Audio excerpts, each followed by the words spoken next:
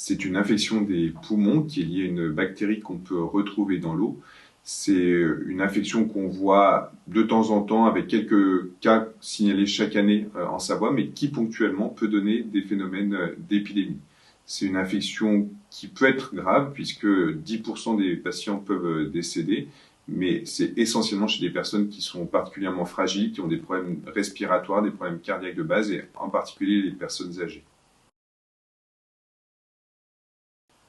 Elle se transmet principalement en inspirant la bactérie qui est projetée dans l'air par un phénomène de pulvérisation de l'eau qui contient la bactérie. Par contre, on ne peut pas se contaminer en buvant l'eau, même si la bactérie est à l'intérieur.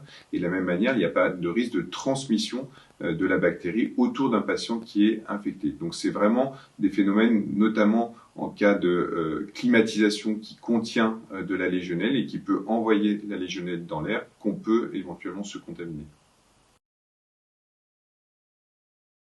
Les symptômes sont ceux d'une infection respiratoire importante.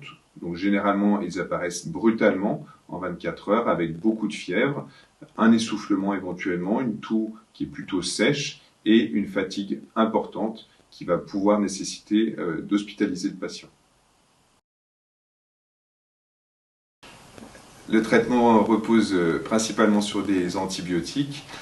Dans certains cas, les patients vont devoir être hospitalisés, en particulier s'ils nécessitent de l'oxygène. Dans d'autres cas, chez les patients moins fragiles, on pourra les traiter en ambulatoire et certaines personnes n'auront même besoin pas forcément de traitement et vont guérir tout seuls.